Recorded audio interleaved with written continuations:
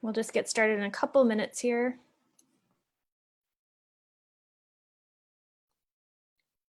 Good morning or afternoon or evening. I thought I hit go live, but it turns out I didn't. So Amanda's hearing me say all of this twice.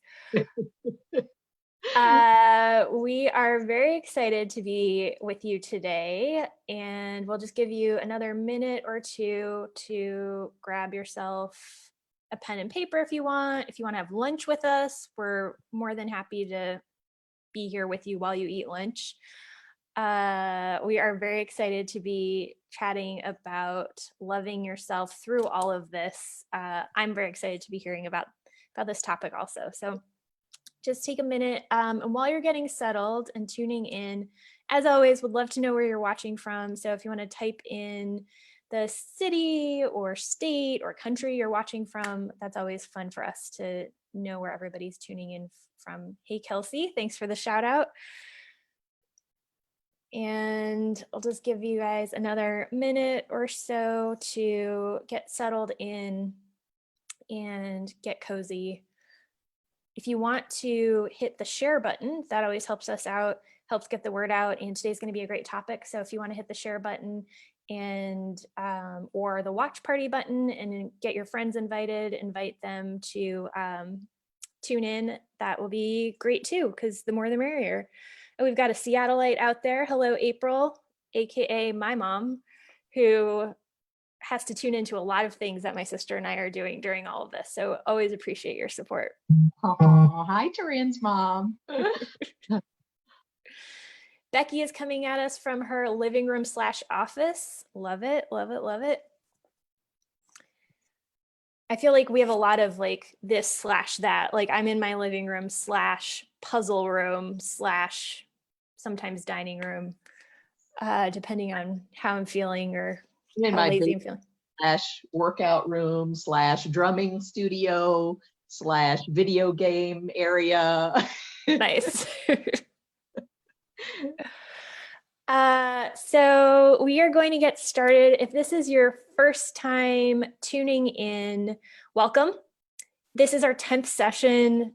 I can't believe it. We're in the double digits. That's awesome and completely unexpected. And we are in the double digits, but you don't have to have seen the 9 before this. You can always go back and watch those later. They are on the Facebook page you're watching from right now. There's a tab at the top now. It says videos. If you click on that, you can see the first 9 lemonade sessions if you would like. And they're all on different topics. So it's not like one 3 weeks ago is only relevant 3 weeks ago. These you could keep listening to and you'll hear something different every time. So if you're new to Facebook Live, you can see us. We can't see you. So if you have any feedback or questions, or Amanda's going to ask maybe for some comments or examples, you can just go ahead and type those into the chat where some of you have said where you're tuning in from. Type them into the chat. I will relay them to Amanda. I will be your voice for the next hour, 58 minutes. So I am very excited to be doing that. We've got Iggy from cloudy Florida. I feel like cloudy Florida is still better than clear a lot of places. Nikki's in her car from somewhere, hopefully pulled over or not watching us and driving safely. We've got Suzanne in New Jersey who says, hi, Amanda. So I'm Taryn. I am going to be your host for the next still 58 minutes. I'm in New York City. If you hear sirens, don't worry about it. Just New York City sounds in the background. I'm a Pathways grad and creative director, and so I am helping out with a lot of the Pathways marketing and adapting and creating the lemonade sessions, which has been awesome. And before we get started and kick things off officially, I want to tell you briefly about the lemonade sessions and how they're brought to you. So the lemonade sessions were created by Pathways to Successful Living, and they're now being sponsored by a grant from Pathways to a Better World. What is Pathways to a Better World, you're asking yourself? Well, it's a nonprofit 501c3 organization that's overseen by a volunteer board of Pathways grads, and they provide support to people who would like to attend Pathways courses but need financial assistance. And that means attending in person when we have in-person sessions up and running. And if you have questions about our online sessions, which are coming soon, or need financial support around that, they're also a great resource. And Better World believes that the Lemonade Sessions offers great value to grads and non-grads alike during these uncertain times and when in-person courses are not available. So thank you so much to A Better World for sponsoring our session today. And for those of you who are not grads of Pathways, totally fine. Welcome. We're actually very excited to have you. We're going to talk about a lot of things. None of it will go over your head. We will explain everything and all the concepts, and we're excited to have you here. And one other thing, in case you don't know about Pathways, they've been around for over 35 years. And in that time, over 45,000 people have gone through the rooms. And now we're happy to welcome a few more of you through these virtual rooms and our live sessions. So I'm going to kick it off to Amanda, who is one of Pathways' amazing facilitators. And she has prepared some things to tell us and is going to make today's session super interactive, so we can all figure out how to love ourselves a little bit more and see what's holding us back and where we're not loving ourselves. So good morning, afternoon, Amanda. Welcome. Actually, it is afternoon here. I'm in the suburbs of Chicago, so it is afternoon here. It is lunchtime. So thanks you guys for being on this. Every time I do one of these Lemonade sessions, I just feel so grateful that you guys are out there listening, because it gives me an excuse to put on regular clothes and to put makeup on my face and to actually do my hair. I don't think I've had makeup on since the last time I did a Lemonade session a couple of weeks ago. So anyway, it's a really fun change of pace. So thanks you guys for listening in. And this is session 10. I can't believe it. It's so cool. These sessions are so cool. And I hope more than anything that grads out there, as well as non-grads, that you guys are getting some value and benefit out of these sessions. This is 10 sessions now. And I think one of the best things about it, I know for me, is, being that we can't be in, grads will understand this, being that we can't be in the seminars and on staff and volunteering and all the ways that we used to connect as a grad base. We can't do that right now. So there's just something about seeing the faces of Sue on the screen and Bruce and the guests that we've had on, and seeing Taryn on here every Monday and Friday. There's just something about that is so grounding for me. And I hope that it is for you guys too out there, grads, just being able to see them, to hear them. It kind of reconnects me to everything that I've learned through Pathways. And it has been such a grounding force for me. So I hope that it has been that for you too. So as I was thinking about what I sort of wanted to present to you guys today, I did a session on how we react well, first off, let me say this. So everything that I'm thinking about for these Lemonade sessions is all about how do we use the tools that Pathways offers during this really stressful, really difficult time, because that's really the time to use them. That's when the tools that we've learned in Pathways, that's what Pathways has equipped us for.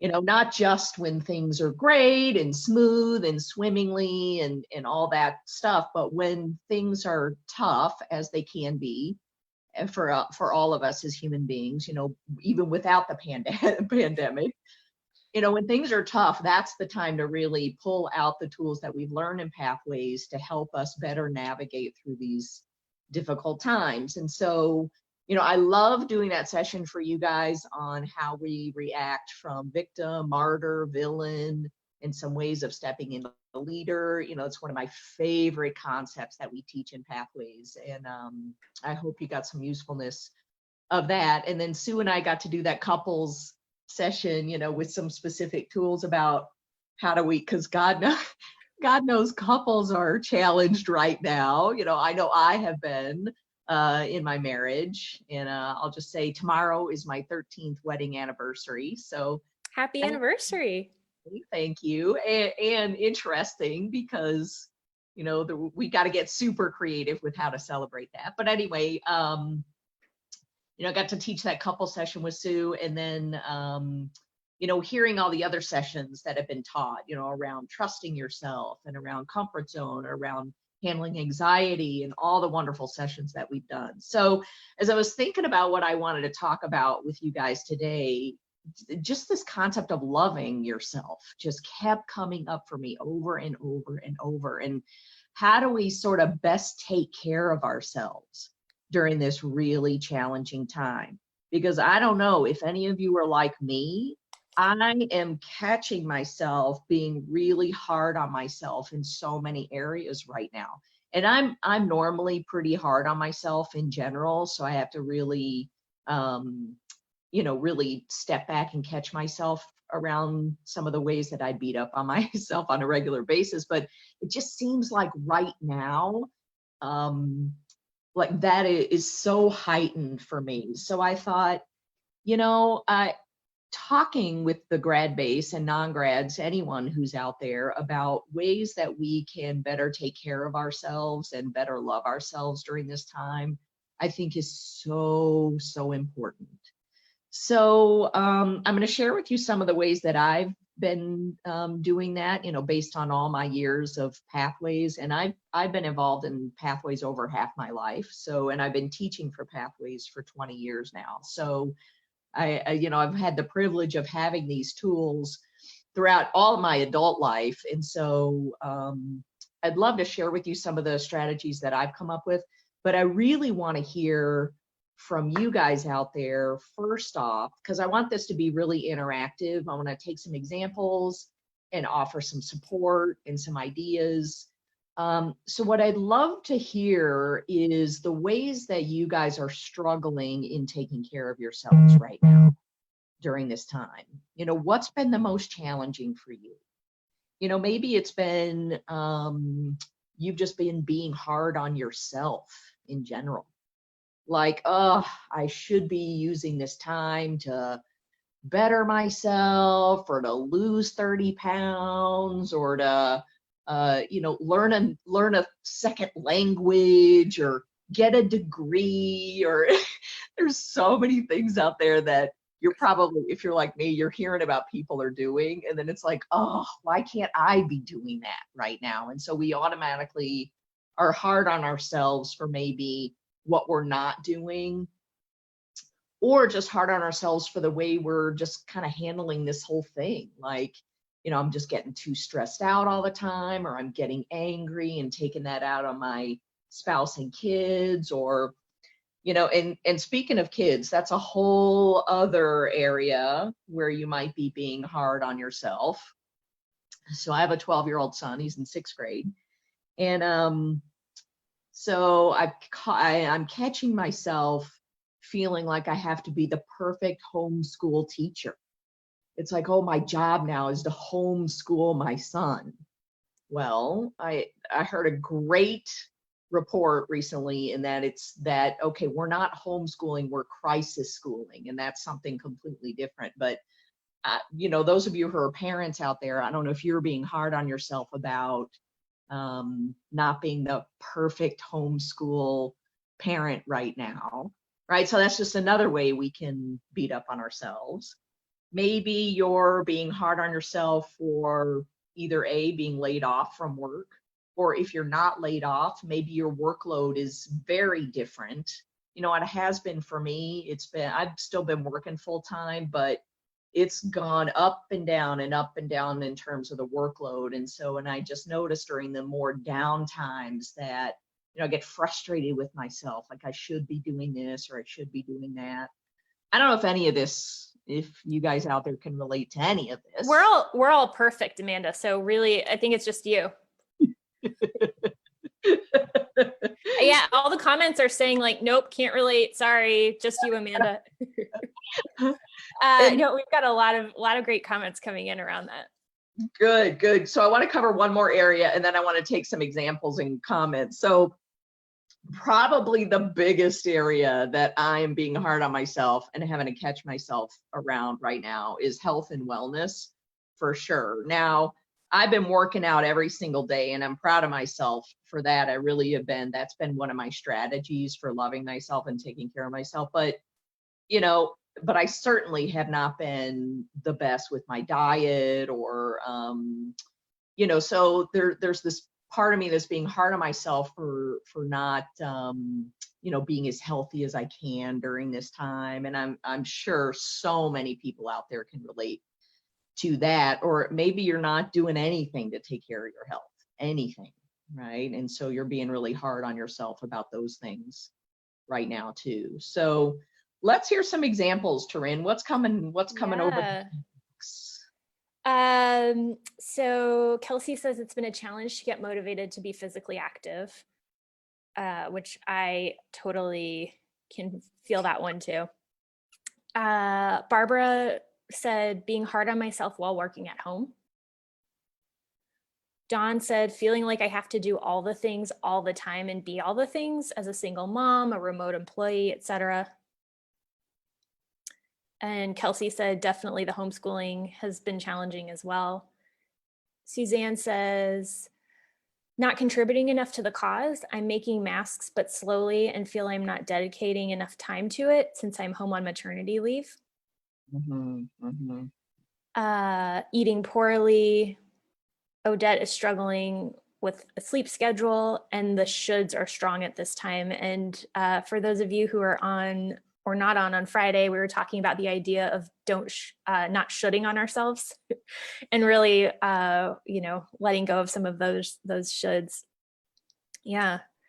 And I'll speak for myself while people are typing anything else in the chat. I am a volunteer for the city, and so I've been getting a lot of requests for different jobs that need to be done around the city through the emergency management team. And for me, it's felt like, well, there are all these ways that I could be helping now, and letting that sort of guilt just encroach on my time at home if I decide not to go do that. And then one more from Debbie says, struggling to go to bed at a regular time, struggling with eating snacks all the time now. Mm-hmm. Yeah. Yeah, I can relate to all that, all of those examples, as I know most of us can. And I think, gosh, the common theme in all of that is sort of what you shared about how we have this picture of, or it's not so much a picture as it is an expectation of ourselves, of how we should be being and the things we should be doing and the ways we should be feeling. And so we have this huge expectation, which we can never live up to, right? No matter how much we do or say or be or whatever, oftentimes we can never live up to that high expectation picture of ourselves. And I'm talking about in regular life, much less during this time of crisis. And so for all of us, we had to really sort of step back and realize that, you know what, I have this expectation. And also we have that expectation of others. So we have that expectation of ourselves. We also have that expectation of others. Like I have this expectation that my husband should be, because we're locked in the house together 24/7 for God knows how many months, that he should be loving all the time and rubbing my feet and, creating a wonderful atmosphere, right? I have these expectations of my son, like he should be perfect at school and get all of his assignments in and do what he needs to do and spend minimal time on video games and get up at a certain time. I have these expectations of the CEO of my company, like he should be solving all these problems. And so, when we have a high expectation of ourselves, we also put that on the other people who are out there. And so if you're not aware of that in yourself, to just sort of do a personal inventory. It's like, oh yeah, I'm really trying to hold myself to this high standard that especially right now, is completely unrealistic. Right? Because when we have this expectation, we can never meet it. And so that gives us a reason to beat up on ourselves and be hard on ourselves and feel terrible. Right? And then also have a lot of anxiety. Sue and Melissa just did that program on anxiety. And a lot of our anxiety comes from our fear of not being able to control what's in the future. It's like I have this image of like for ourselves, I can't live up to my expectations. And so I have all this anxiety about not being able to control what's going to happen in the future because I feel like I should, or I feel like I could, or should be doing certain things in which to control what's gonna happen. And so we got to realize there's so many things we have no control over around all of this, nor do we have control over other people, the people we're living with, the people we're working with, we can't control those things. But what do we have control over? Complete control over. And grads, you'll remember this from the seminar. And again, this is one of those times to bring out our seminar tools. We have complete control over how we behave, what we think, and what we feel, and what we do. And that's the only thing that we have control over. And so, to sort of take that little personal inventory, it's like, okay, I'm really being hard on myself around X, Y, and Z. And I need to cut myself some slack.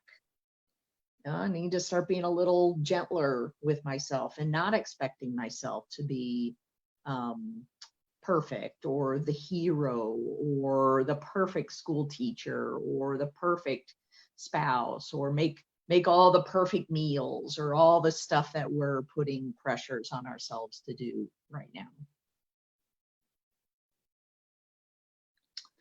Anything else come over there on the comment section? Yeah.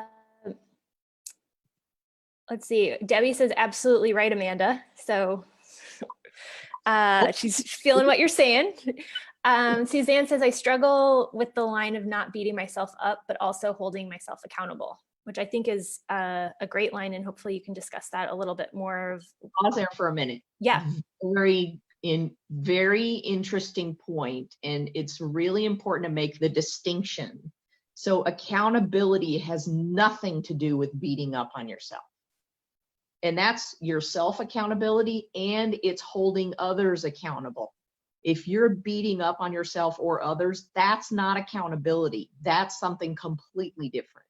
True accountability says, I care, right? And so if you're going to hold yourself accountable, which is important to do, right? And to the things that you say you want to do, or have promised yourself you're going to do, or things that are healthy for you, or whatever, holding yourself accountable with love is the key, right? And just like for others, you don't want to, I never wanted to hold people accountable in life because I never wanted to make them wrong, or beat up on them, or have people then be upset with me, because that's what I thought accountability meant before Pathways, of course. And then I learned how to do it effectively. So very important distinction, two different things. If you're beating up, that's not accountability. And so just to remember, accountability comes from love, to love yourself enough to hold yourself accountable, to love others enough to hold them accountable. And when you come with that energy, it's a completely different conversation that you have with yourself and other people. So who brought that up? That was a great point. That was from Suzanne. Thank you, Suzanne. Yeah, that is a great point, a great distinction. And I'm wondering, as you're sharing this, if we catch ourselves in a moment of beating ourselves up, how can we make that shift? Well, you figuratively drop the bat. Go, oh, there I go again. There I go again, being really hard on myself.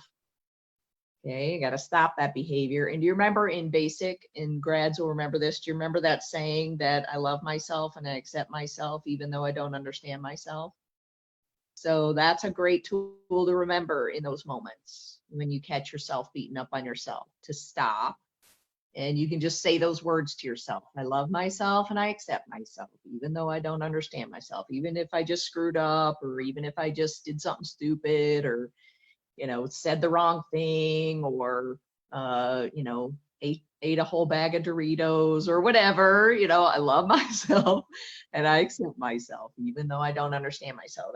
That's a critical piece, because if you come from that place, that's loving and caring. Then you're able to kind of refocus and start again. If you're beating up on yourself, your energy is down the tubes. I have no energy to shift or change or do something different because I'm just clobbering myself. Then that also feeds the victim mentality. So if you were on my lemonade session about playing the victim, that feeds my victim mentality, like, poor me, woe is me. And then when we go there, then we're in a little trouble, because then we have to look for others to pull us out or to fix it for us, and then it just becomes this vicious cycle, right? And so just to remember, the baseball bat serves no purpose other than to keep us being the victim. And that's our choice if we do that. That's my choice, right? But I can choose something different. I can choose something more effective, more powerful, which is to drop the baseball bat and, accept myself, forgive myself. Some of us have a lot of work to do around forgiving ourselves for certain things. And so, when I can do that, then I can pick myself up and keep moving forward. You share something in the seminars about the word mistake. Um, And I think for me, that's something I tend to beat myself up about, is this feeling of making a mistake. And I know, maybe that's something other people can relate to, where I should have done something differently. Can you share that again with everybody today? I love that. Love this saying in the seminar, because I've gained so much value out of it. There's some of us out there that are terrified of making a mistake. So because we're so terrified, we don't take action. So we hold ourselves back a lot from taking risks, going after stuff we want to do, going after certain interviews. We hold ourselves back from having important conversations, starting a new hobby or a new skill or a new sport or a new talent. We tend to hold ourselves back because we're so terrified of making a mistake. Others of us, we might put ourselves out there, but when we make a mistake, then we just clobber the heck out of ourselves, for doing that. So mistake is actually a term from archery. And all it means in the archery world is missed the mark. I missed the mark. It doesn't mean I missed the mark and therefore I'm stupid, or I missed the mark and there's something horribly wrong with me. It just means I missed the mark, right? And if we can view our own either potential mistakes that way, or when we've made mistakes, view them that way, then the judgment piece is gone. The baseball bat is gone that we use to beat up on ourselves. And then again, we can be creative and re-aim. So that's what they did in archery. It's like, oh, I missed the mark. Oh, let me just re-aim and shoot again. When we can do that as human beings for ourselves, brings a lot of freedom. It brings a lot of freedom to be able to put ourselves out there in the world and go after stuff that we want to go after. And it all goes back to, Bruce's session around trust. It's like trusting myself that if I make a mistake, I'm not going to beat up on myself and I will truly just re-aim and shoot again. It's like trusting me that I'm going to do that. Oftentimes we don't trust ourselves to do that. It's like, I don't trust me to not start beating up on myself when I made a mistake, or I don't trust me to to, have that conversation with someone. I don't trust that I'm gonna be okay in that conversation, or all the things we hold back from. Right. And so to trust yourself that if you make a mistake, all you're going to do is re-aim and shoot again. Great point. Yeah. Yeah. And at the end of the session, I'll reference and let you know which lemonade sessions you can tune into, as Amanda's referenced a couple of them as well. Kelsey says it's so much easier to forgive others, but so hard to forgive myself.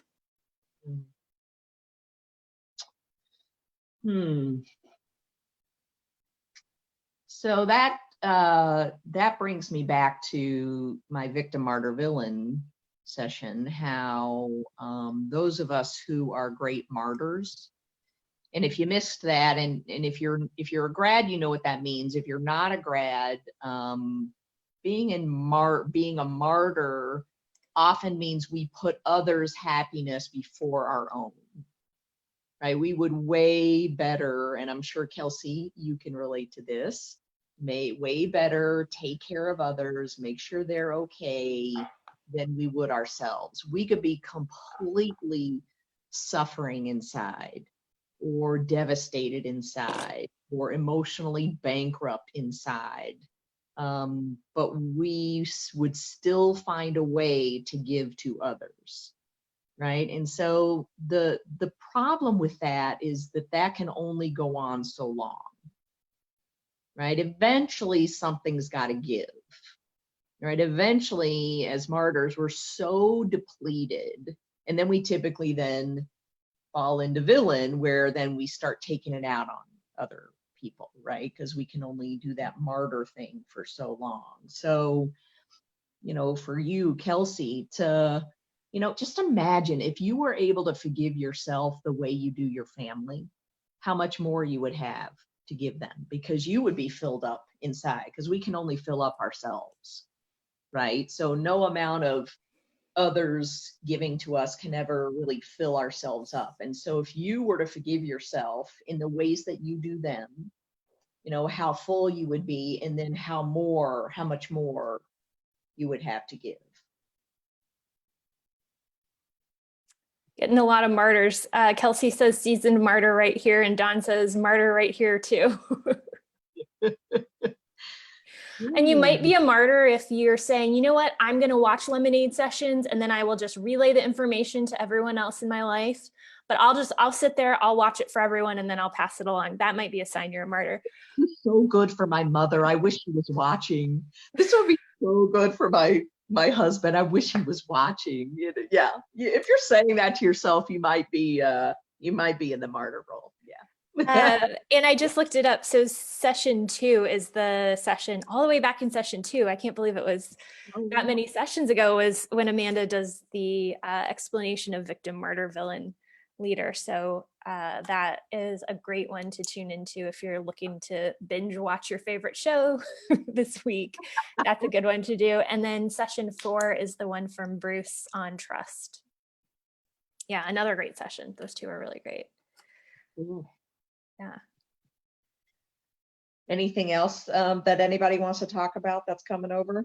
Not yet, but type them in the comments if you have something you want to share about that. Amanda, you had mentioned you had some ways that you've been able to care for yourself during this time. Yes. So I made a little list here, and this relates to, it really relates to all the tools that I've learned in Pathways. So we already talked about trusting yourself. We talked about victim, martyr, villain, leader. Taking risks right now is a great way to love yourself. And so let me explain what we mean by risks. We mean emotional risking. We don't mean like putting yourself in physical danger, like going and, throwing a party for 20 people, those kinds of things, which we just shouldn't be doing right now. So taking emotional risks, like opening up about something, or having a conversation, reaching out to someone that you haven't reached out to, starting something new. It can be the littlest things. right? But every time you take an emotional risk, and it can be like a level 2 risk or a level 10 risk, every single time you do, and you won't know it in the moment, right? But it just builds, they each build upon themselves. And each time you do a risk, up goes your level of self-confidence, right? And if that became your MO, then you're just full of self-confidence, and therefore can better love yourself even in challenging times. So taking risks is a big one. Um, let's see, getting support. That's a big one right now. So when you need it, reaching out for the support that you need. I had a really challenging thing happen last week, and I absolutely had to reach out for support. And so I called Sue, the founder of Pathways. She's one of my greatest support people. And those of us martyrs, and my tendency is martyr, we tend to want to do it all on our own. We tend to not want to put ourselves out there because, other people are busy, or, I can deal with it, or all the things we try and tell ourselves. So reaching out for support right now when you need it is huge. Even if you just want to bend someone's ear, if you wanted some feedback, if you just were struggling with something in particular, to reach out to somebody and talk about it, it's a huge component right now. And again, every time you do, that's you showing yourself, I'm important, I love myself, I'm worthy of this. So I can't stress that one enough right now. Having fun.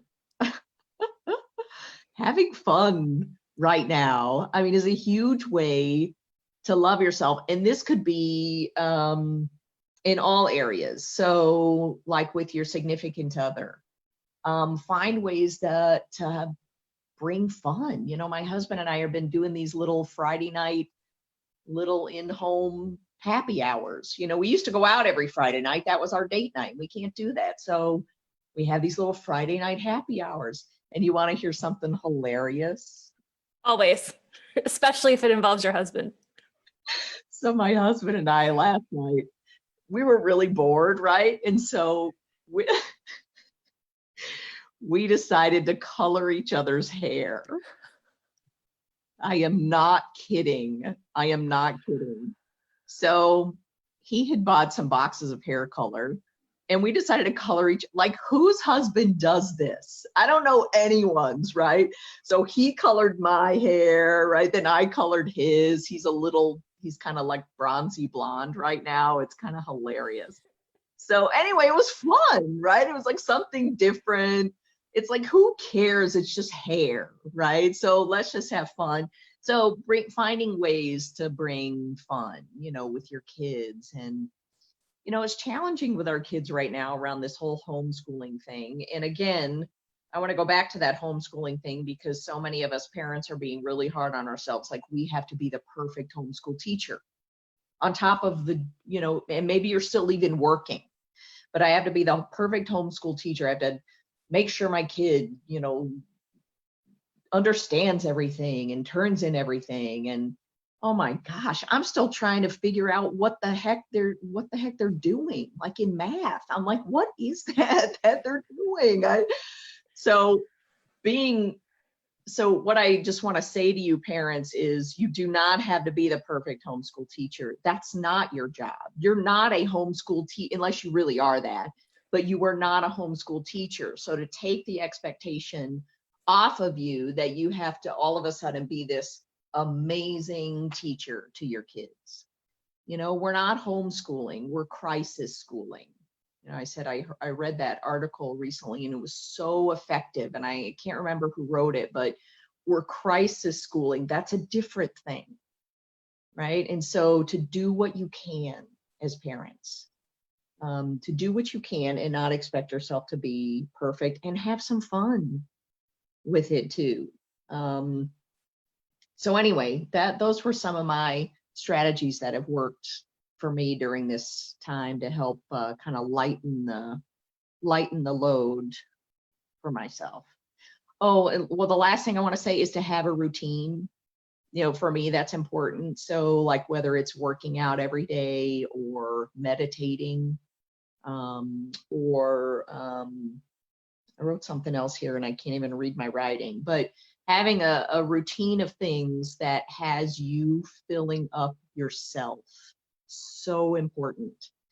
There are so many times where I have not wanted to come, this is my workout space, right? Haven't wanted to come down here and work out because my family needs me. I gotta cook their lunch. I've gotta, I should be helping Gabriel with his math.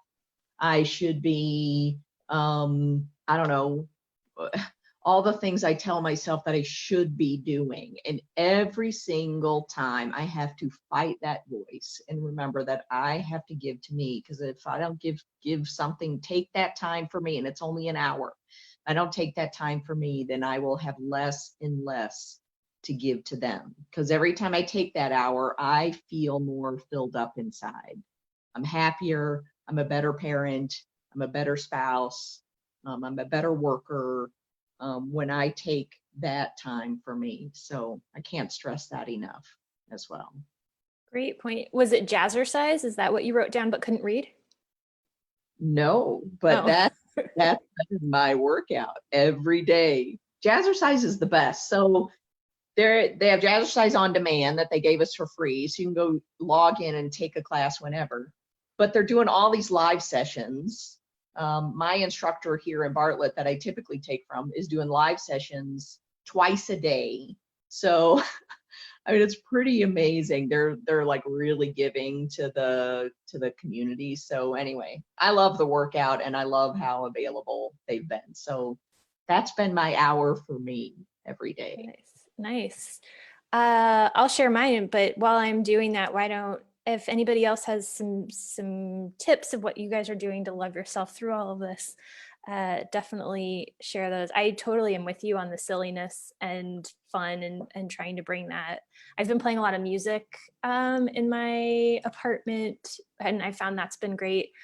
I have Google Home throughout my apartment. I used to have it in 2 rooms, and then I got more of them just for this time because I found that I was getting frustrated if I couldn't hear the music in a part of my apartment. So that's been a lot of fun. Um, Kelsey says that she's had her kids outside a lot the last few days, and the sunshine lifts her mood, which is another great point. Mhm. Um, I heard this thing actually before all of this from this really awesome guy who is a freelancer, and he works from home, and he tries to help people enjoy their jobs more. And he said, even if you work from home, you should commute to work every day. And so he goes for a walk and then returns home and then gets to work. And then when he leaves work and he goes for a walk and then he comes home, and that's like his home time. So this morning I went for a walk to commute to work. It was lovely. So there's another self-care tip. And while you guys are typing those in, Becky has a question actually. She wants to know, how do you draw the line between self-care and selfish? Well, I would want to know an example from her as what she thinks is selfish. So Becky, it's back to you. If you want to type in what you think is selfish, then Amanda can answer that a While little I'm, bit further. I'll just say, for some of us, and again, this is a typical martyr behavior. We tend to, when we start to do things for ourselves, we tend to judge it as selfish. Um, and partly we do that so we can kind of opt out. It's like, oh, I don't have, so I shouldn't do that because it's selfish, right? It's kind of my out. Um, so sometimes that is the case. I'd say, I'd say in a lot of examples, that is the case. But if you are someone who doesn't typically take time for yourself, I would say you are probably not being selfish if you did. Right now, if well, I would just want to maybe want an example. Okay. Yeah. And while we're waiting for that example, Barbara Trulio says, I'm doing a paint by number of the Amalfi Coast in Italy. It's been so relaxing. But at first I started to say, oh, I won't be able to do it good enough, or I don't have the best brushes, etc. And then I said, during this time, I'm not going to look and go to try to find the right tools. I'm just going to use what I have.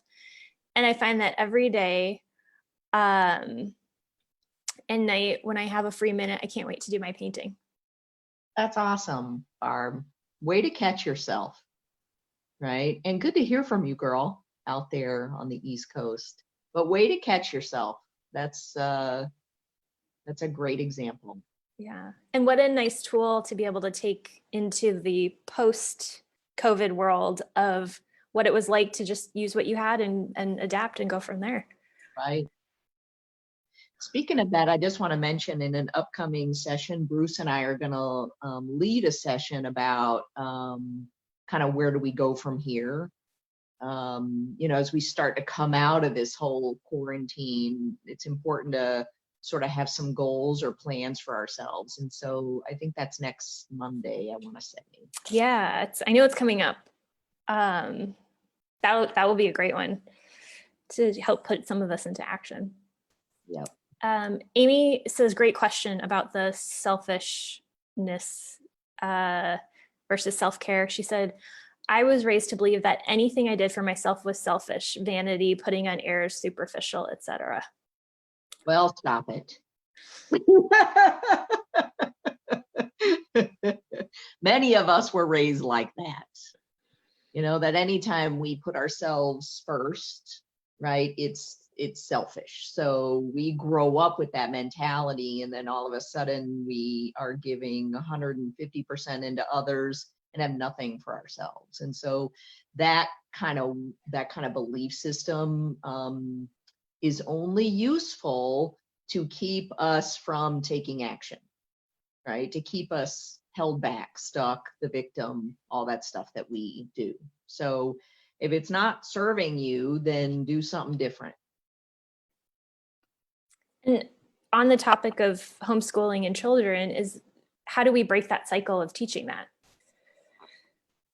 Of our kids? Of teaching them that, anything you do for yourself is selfish. You had said a lot of us have learned that behavior. Is there a way we can teach our kids the balance? It is. And that is by showing them that it's okay to take time for yourself. See, our kids watch what we do. And if you're a grad, you've heard this from Sue and I a million times. Our kids watch what we do, and that's how they learn. They do not listen to what we say. So if you're saying to your kids, treat yourself as important, and make sure you go for your goals, and make sure you, love yourself. But what we're doing to ourselves is beating up on ourselves, not following through, all that stuff. What are we teaching our kids? We're teaching our kids to beat up on ourselves, to not follow through, because they just mimic what we do. So the best teacher in that is you taking the time for yourself, because then you teach them how to do that. Great. This just makes me think of an example. So for the past 4 years, I've been involved in martial arts, in Taekwondo. And it started out as my son's hobby, and then I kind of picked it up. And my son got out of it at some point because he got involved in other things. And I started to feel guilty about going to classes, and the classes are in the evening when I could be home, with them or cooking dinner or whatever. So I started to feel guilty about, and I loved it at the same time, and it really filled me up. So I caught myself. I had to realize that, what am I teaching my son? So by me staying true to myself and going there, and I earned my first degree black belt, and I earned my second degree black belt. I long surpassed him in the whole lineup of Taekwondo. So, but what am I teaching him? I'm teaching him to stay true to your goals, to treat yourself important, to do things that fill you up. And so I really had that struggle with myself for a long time inside, but I'm so happy that I stuck with it. and continued to do it because I know that taught him a lot. At least I hope it did. Yeah. Plus he can say his mom is a black belt, so that's going to teach him something. Becky has written back. She says, I live alone, so to a certain extent, everything I do is self-care or about me. Okay. And so I'm just confused. What would be the example of her feeling like she's, is there a relationship involved where she feels like a choice she's making is selfish versus self-care? Or Becky, does everything she does is selfish because it's all about her? Becky, it's back to you. Go ahead and type it in the chat when you're ready. Storm says, self-care for me has been taking medicine, even if it makes me sleepy. It was hard because I'm proud I haven't needed it for a couple of years, but anxiety is high and usual tools aren't available. And also plugging into church online a lot. And then she added, as well as these lemonade sessions, y'all rock. So Great to see you on here every time, girl. And yeah. again, as long as it feels like you're taking care of you, then do it. Then do it. And you know the difference. Storm, you know the difference if it was self-care or not. So, it feels like it's taking care of you, then do it.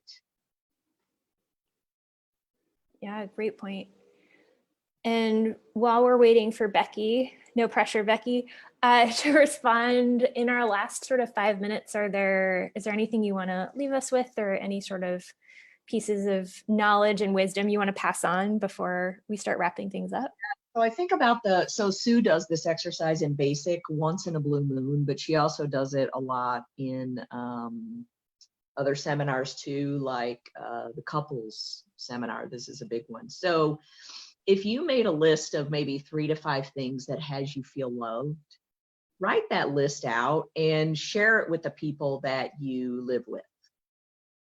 Because oftentimes when we're in a relationship with other people, we're trying to love people in a way that they don't accept love, and they're trying to do the same thing for us. And so we often miss the boat when it comes to loving each other in relationships. And this is significant others, this is parent kid, this is kind of in all relationships. So if you came up with 3 to 5 things that has you feel loved and share those with the people that you care about, is a way of you getting more love, basically.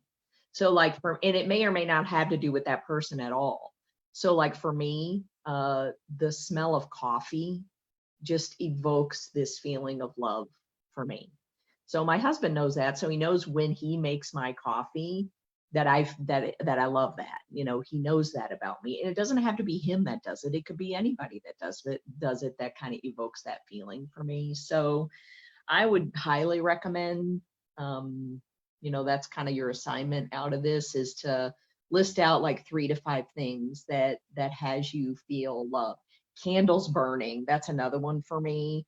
Like anytime I'm in a room with candles burning, it just brings out this feeling of love inside me. And it comes back it's from my childhood. I can remember around the holidays, my mom would have candles burning, and it was the only time of year. And I loved that. And so that just brings that out for me. So, list those things and either do them for yourself or share it with the people that you lived with, so that they possibly have the chance to do it for you as well. So it's a useful exercise. And as someone who's living alone right now, I would say even that's something that we could share with people in our lives that we're not living with right now. Depending on what it is, there's the magic of the postal service or a phone call or a FaceTime or whatever could also potentially help get some of those things going on. Yeah. Right. Yeah. I think that's a great idea. And if anyone has any they want to share in the chat box of just things that have you feeling loved, would love to hear some of those in our last couple of minutes. Becky wrote back, she says, yes, pretty much everything. I try to be aware of where I can support others, but it really is pretty much all about me 24/7. And she says, I have Chris Lepak in my head. He said something to me to the effect, to that effect during advanced, and I've been carrying that with me since then.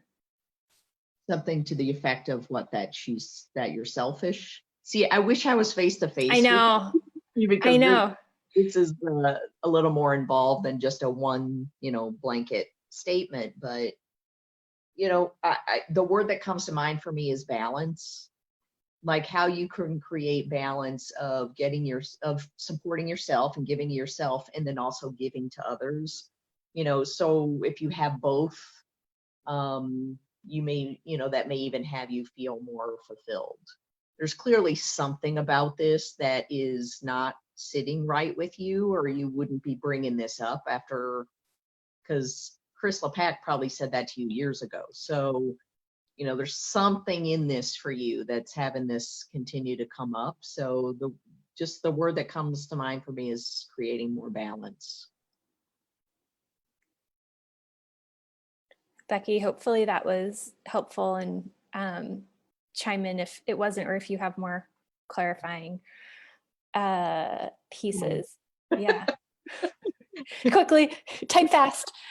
I think we found one of the flaws. There are not many flaws with the lemonade session format. I think it's been a great way for us to reach a lot of people who ordinarily we wouldn't be able to, but there are some flaws, and not being able to have a face-to-face conversation, or being stuck with my face and having a face-to-face conversation is definitely one of them. But we're working on what we can work on. And while Becky is typing or not typing, Debbie says, I love that idea, Amanda, going to do that with my husband today. And that's such a great way to show love to others too, once you know kind of what their things are that they enjoy. Yeah. So while Becky is typing, I do want to mention that we will be back on Friday with another lemonade session. And I think you, Amanda, in the beginning mentioned that these lemonade sessions can be very grounding to see faces and hear things. I think it's grounding because it helps me keep track of what day it is. Mhm. So today is Monday, which means the next time we will see you, it will be Friday. And we're going to do another great session. Again, if you enjoyed this, you can share it. You can host a watch party and rewatch it with your friends at the same time. So you can be typing and chatting about how great Amanda's ideas are all together. And it's just a great way to connect with people, and also to share this if you found it helpful. And also want to sort of close out a little bit and talk about Pathways to a Better World again. So Pathways would like to thank Pathways to a Better World for funding the lemonade session today. If you found value in these sessions and have the financial means to donate any kind of denomination, please consider contributing to pathwaystoabetterworld.com. Once again, that's pathwaystoabetterworld.com. And another way that you can support Pathways and Pathways to a Better World is going to cost you $0, and it's something you're already doing. You can go to smile.amazon.com, and if you pick Pathways to a Better World as your beneficiary, then a small portion of your purchase will automatically go to support a better world, which is awesome. And it just takes a little bit of money from Amazon and sends it their way, which is awesome. So you just add Pathways to a Better World as your recipient, and a portion of your purchase goes to them. And if you're like everyone in the world right now, you're probably leaning pretty heavily on Amazon. If you are interested in one-on-one coaching, or couples coaching, or family coaching with Sue, that is available as well. You can email office@pathwaysseminars.com, or if you go to pathwaysseminars.com, you can click on coaching and there's more information there. And I mentioned this earlier, and the last call, I sort of teased it out, but Fix Your Picker, the normally in-person workshop about fixing your picker and working on just staying away from the frogs and finding the prince or princess charmings or some other great fairy tale metaphor. That is going to be coming up in May, and I am super pumped about it. There's a discount if you sign up with a friend. It's going to be a lot of fun. There's a weeknight and a weekend option, which is going to be awesome, and we'll be sharing those on our page. So if you don't already follow Pathways, the page you're watching right now, go ahead and click that and follow us, and you'll hear more about that. And then if you are a grad, make sure you're following us on the Pathways to Successful Living grad page as well, because we have a lot of fun insider baseball in there. Not really baseball, but there's very little sports in that section. Anyway, a lot of fun like insider jokes and things if you are a grad. And Storm went to Fix Your Picker last year and said it was epic, and I definitely learned so much and changed so much. So take it from Storm. I love this, like impromptu support quote there. So I believe that is all we have for today. Thank you so much for tuning in. Stay safe, stay indoors, stay home, take care of yourselves, make that list of a couple or 3 things that you find love or that have you feeling loved, and share that with somebody, or do those things for yourself today. And thank you so much, Amanda, for joining us and coming to us from your basement / drum studio / workout room / babysitter / everything else that goes on down there. My pleasure. Love all of you grads out there. Thank you, Taryn, for always doing a great job on these. Thank you. Thank you, everybody. We will see you on Friday. Bye. Bye.